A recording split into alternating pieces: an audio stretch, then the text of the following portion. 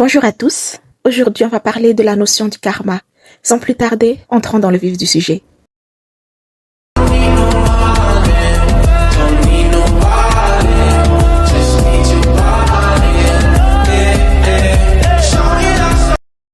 va parler d'un sujet à la fois sensible et spirituel.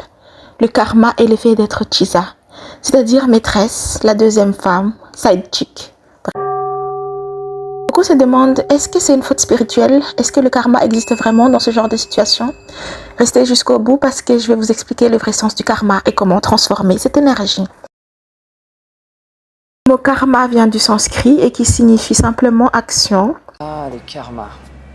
Ce n'est pas une punition divine, contrairement à ce que l'on pense, ni une malédiction. Le karma, c'est tout simplement la loi universelle de cause et effet. Chaque action, chaque pensée, chaque parole produit une conséquence. Comme une graine que l'on plante, si tu sèmes du blé, tu récoltes du blé. Si tu sèmes du mensonge, tu récoltes du mensonge. Et si tu sèmes de l'amour et de la vérité, tu récoltes l'amour et la vérité. Je rappelle que ça c'est le vrai sens du karma, pas de ce qu'est la réalité. On est d'accord là-dessus? Donc, c'est quoi être Chisa, tout simplement? Eh bien, quand tu es Chisa, tu participes à une situation d'infidélité. Même si tu n'es pas la seule responsable, tu es lié à une énergie de trahison et de souffrance. Oui, mesdames et messieurs, quand vous êtes la troisième personne là, vous faites du gourmand. Je souffre énormément. Donc, le karma amoureux fonctionne comme un miroir. Ce que tu fais ou encourages, tu peux le recevoir un jour. Cela peut se manifester par soit un partenaire qui te trompe, des relations instables ou une difficulté à trouver un amour sincère. Mais attention, le karma n'est pas une punition divine, c'est une leçon de vie. Et ça a aussi des nuances importantes à faire, c'est-à-dire que tout dépend aussi de l'intention et de la conscience. Je suis pas en train de vous embrouiller, je suis en train de poser une nuance. Si tu ne savais pas que cet homme était engagé, par exemple, Vous êtes ici, vous aussi? Je ne savais pas. eh bien, le poids karmique, il est plus léger. Par contre, si tu sais et que tu continues, tu prends consciemment une part de cette énergie. C'est comme si tu faisais le mal, en fait, et tu en avais conscience, tout simplement. Donc, le karma est comme une balance. Plus tu es consciente, plus tu portes la responsabilité de tes choix. Maintenant, on peut se poser la question, comment transformer ou alléger ce karma? Eh bien, la bonne nouvelle est que rien n'est figé, tout simplement. Le karma peut toujours te transformer et se transformer.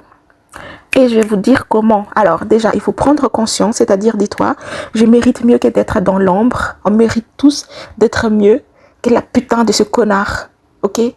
Ou le gigolo de cette connasse. Il faut aussi se pardonner soi-même parce qu'il faut savoir qu'on porte l'énergie de la culpabilité. Donc, tu as agi avec le niveau de conscience que tu avais. Maintenant, comment upload?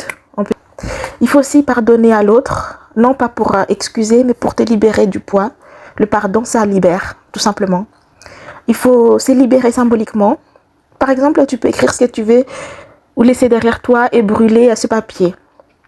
Tu peux aussi choisir l'amour de toi-même, c'est-à-dire décider que la prochaine relation que tu auras, elle sera ouverte, claire et respectueuse. Contre chaque fois que tu choisis la vérité et le respect, tu crées un nouveau karma plus léger, plus lumineux. En d'autres termes, être Chisa ne définit pas ton avenir. Le karma n'est pas une condamnation, c'est une école. Si tu apprends la leçon et que tu choisis de marcher dans la vérité, alors tu attires un amour vrai, fidèle et respectueux. La méchante de l'histoire, il porte en eux la culpabilité, c'est-à-dire que c'est de l'émotion humaine. C'est quand tu crois avoir fait du mal ou avoir mal fait quelque chose et tu te condamnes toi-même. Elle vient souvent de la société, de l'éducation, de la morale, pas du karma lui-même. Karma, c'est simplement la loi de cause à effet. Il n'y a pas de jugement moral, pas de bien ou de mal qui soit imposé. Ce que tu fais crée des conséquences, point. En fait, il faut que tu te dises comment tu peux transformer cette culpabilité en énergie karmique positive. Tu reconnais tout d'abord. Je reconnais ma faute. Tu peux te dire, oui, j'ai fait ça. Et après, tu comprends. C'est-à-dire, j'ai appris de cette expérience. Et puis, tu décides. À partir de maintenant, je fais différemment. Et enfin, tu agis. Choisis des actes qui créent des énergies positives, c'est-à-dire la vérité, le respect et l'amour de soi. Et ce, pourquoi pas pour l'autre, même si l'autre ne mérite pas. Fais-le pour toi-même. En résumé, la culpabilité enferme et le karma enseigne. Pour conclure, je dirais qu'être Chisa ne définit pas ton avenir.